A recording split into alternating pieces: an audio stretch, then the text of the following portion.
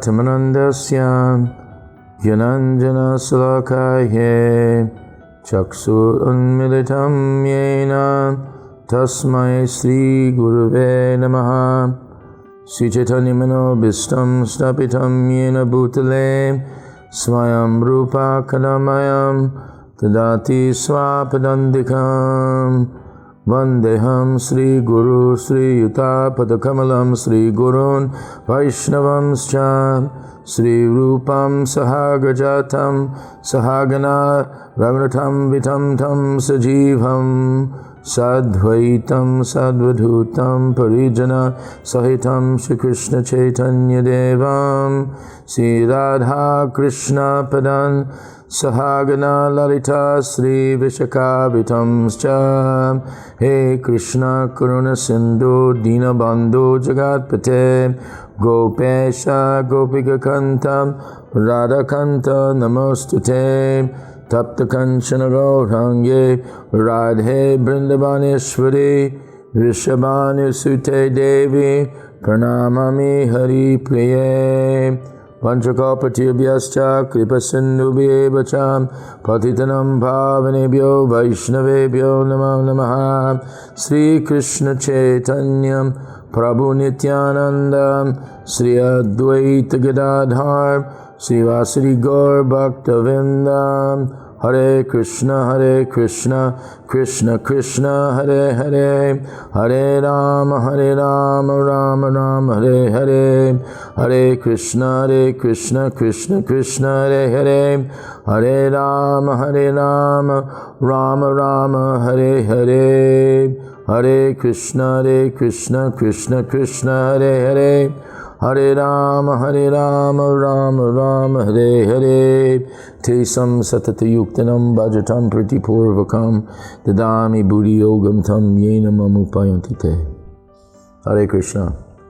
My name is Mahabuddhi Das, and I'm a disciple of His Divine Grace A.C. Bhaktivedanta Swami Srila Prabhupada. I met Srila Prabhupada in 1969 and 70. I became an initiated devotee in 1973 as I went back to college. I initially, how I came to the movement was I made a vow when I was 13 years old. I wanted to know what the absolute truth was. I was an athlete, and we were in the championship game, and I hit a winning double that knocked in the winning run, and there was about 4,000 people in the audience, and everyone's going wild, and I was standing on second base going, is this all there is? And so I made a vow I wanted to know what the absolute truth, so I stopped reading any fiction, even those that were assigned to us in school. And I just started reading the Old Testament, the New Testament. I started reading a lot of the other different religious traditions, Buddhism, Islam. And I finally, after about 6 years of reading all that stuff, I finally got to a platform where I just now entering college, and I had great studies of all these other different religious traditions, but I didn't know who God was, even after studying so much. So I was praying very strong, God, I don't know who you are. I don't know where you're at or even what name to pray, because you had so many names. And so I was praying very sincerely like that. Tears were coming from my eyes. I was now just a freshman in college at that time. So I would normally go to the San Diego State bookstore and buy the different books on religion. So this one day I went back in after having that serious prayer, and I went to the bookstore into the religion section, and I pulled out a book I think was on the Gnostic tradition and was looking at it. Then a book fell out from the third shelf onto my head, And thought that was strange, so I picked up the book, and I looked at it, it goes, oh, I've heard of this before. And I couldn't say the name, it's the Bhagavad Gita. And it was, so I go, well, anyway, I'll read this one these days. So I reached up and put it back on the shelf and continued to take a look at the book I was going to buy. And the book fell in my head again. The Bhagavad Gita fell in my head again. So I figured that was somewhat prophetic. So I actually bought the book and I started reading, and all the questions I had from years and years and years, I was just reading it, and my hair was standing on it, and I was thinking, yes, this is right, this is right. I was doing confirmations left after right about all the truths I was reading from the Bhagavad Gita. So I was so inspired and so attracted, and this was Prabhupada's 1968 version of Bhagavad Gita from Macmillan in a paperback purple edition with Vishnu on the cover. So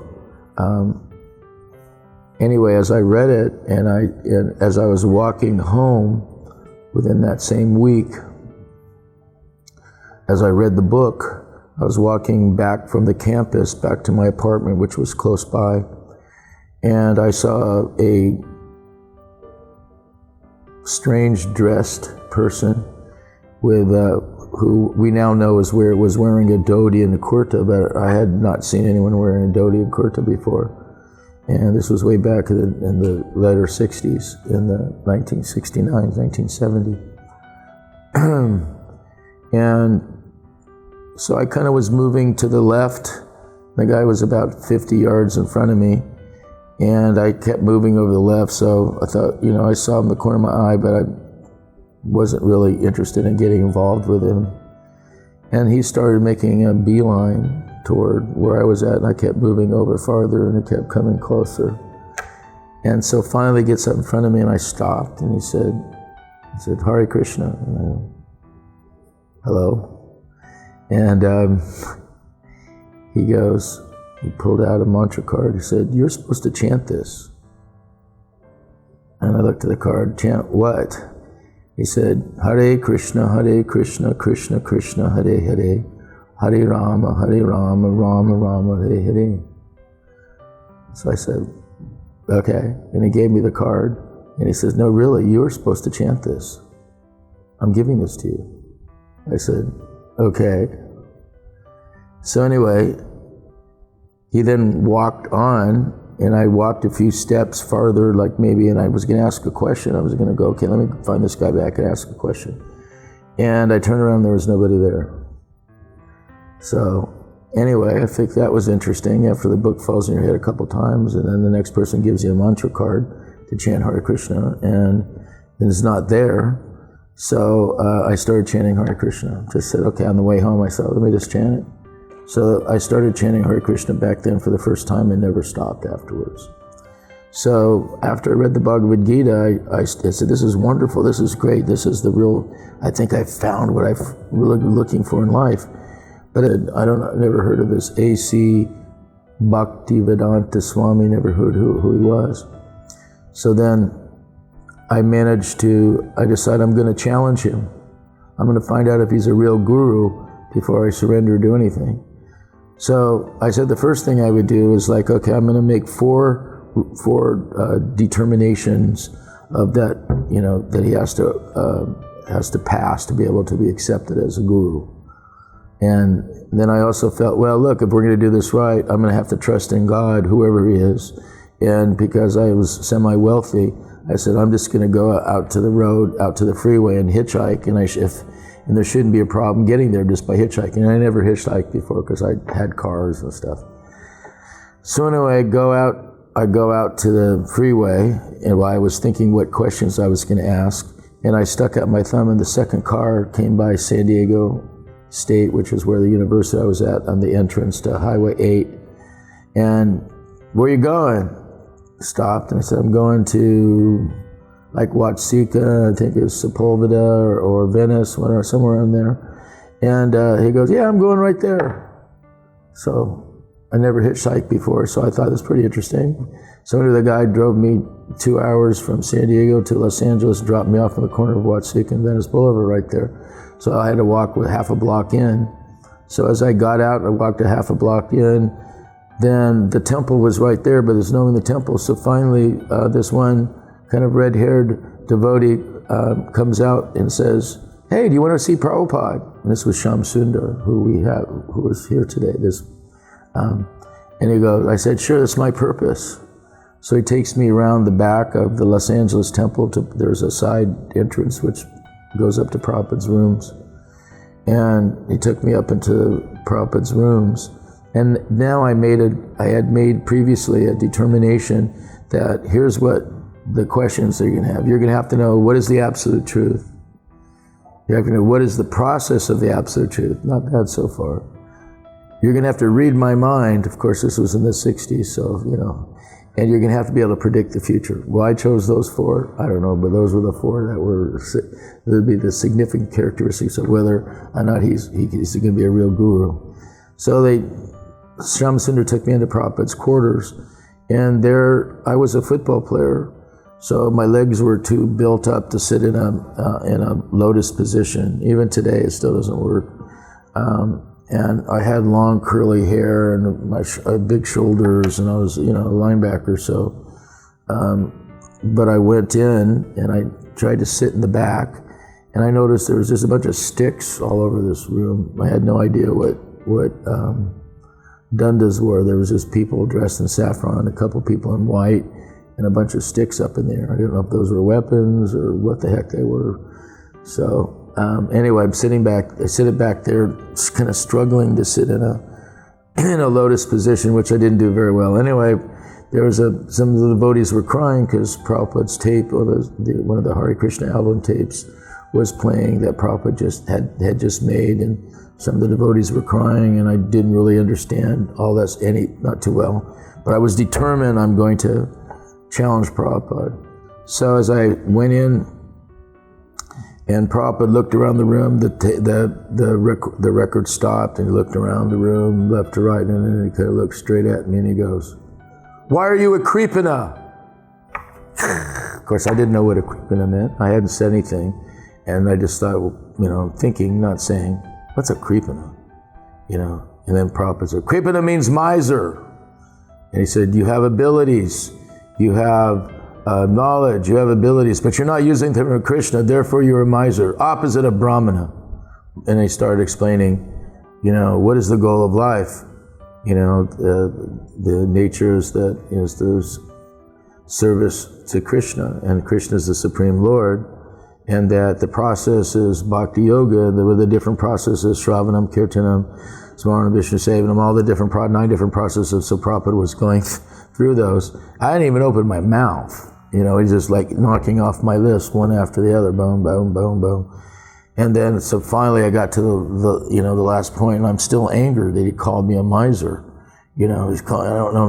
And meanwhile, while Prabhupada's chastising me, the whole sea parted, where, the devotees that were all sitting in front all parted to left and right. And there was a clear channel now between me and Prabhupada in the back. And so I'm still thinking that, well, he hasn't predicted the future, I'm pining my whole argument on that. And meanwhile, he called Pradyumna, his Sanskrit editor, and Pradyumna came in, then went back out of the room and came back in with this huge book. He had to carry it like this. It was anyway, it was the book of the 10 different commentaries that Prabhupada used, the Vaishnava commentaries, to translate the Srimad Bhagavatam. So then he turned it to the 12th canto, and this was like the first time in the West that anyone ever heard the 12th canto. I didn't even know there was 12th canto when I joined first, and I happened to know because Prabhupada blasted me with it. So he turned to the 12th canto, and he started reading. "People will think they're beautiful by having long hair."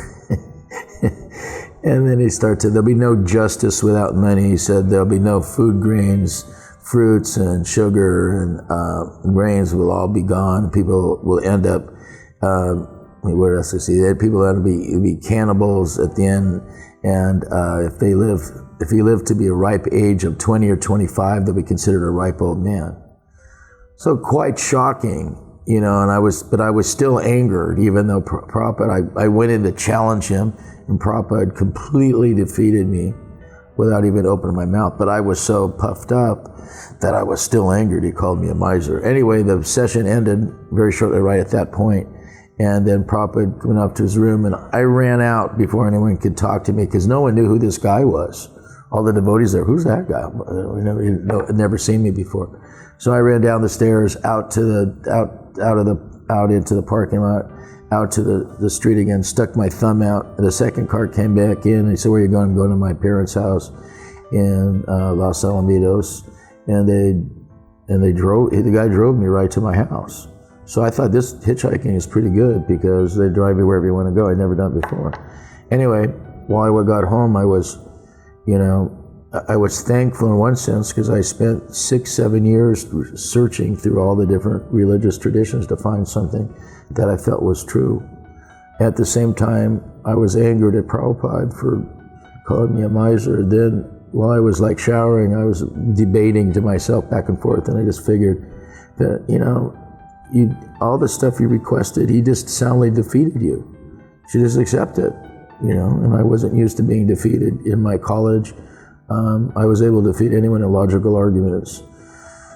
So it was a student body, president, vice president, and football player. I was in a social fraternity. I had all the things why probably not to join the ISKCON at that time. And anyway, so I considered all the arguments and just figured I'm just a little too puffed up. He answered everything. It's not his fault, it's mine. You just can't accept it. Actually, if it's true, God is the supreme person, what are you doing? You're miserly. So I said, anyway, I borrowed my parents' car and I drove back to the temple and I wrote a check out for $1,000 to A.C. Bhaktivedanta Swami Prabhupada.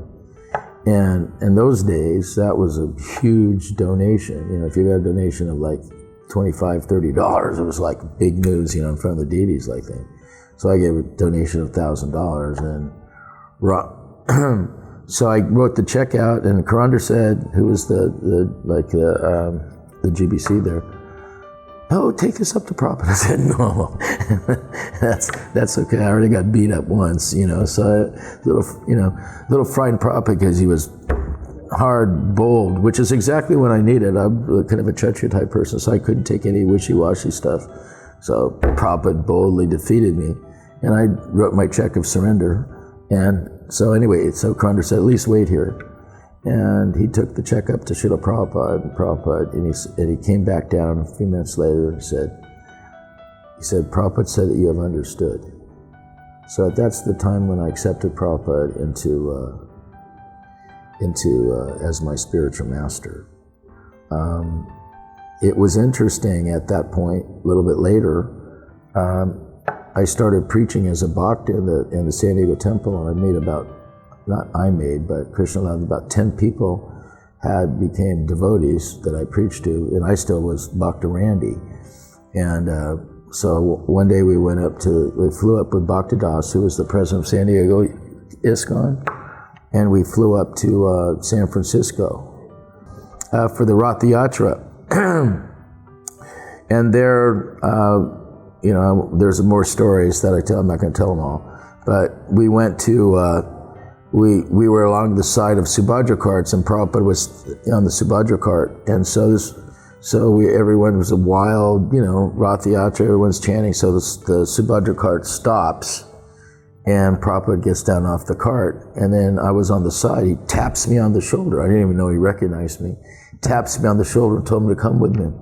So I go, okay. So Prabhupada gets off and starts walking into the bushes, into the trees that are overlying the whole thing. He's going into the trees, and then everyone goes, "Who's this guy?" Because he didn't talk to the devotees with him. He just had some long guy with long hair coming with him.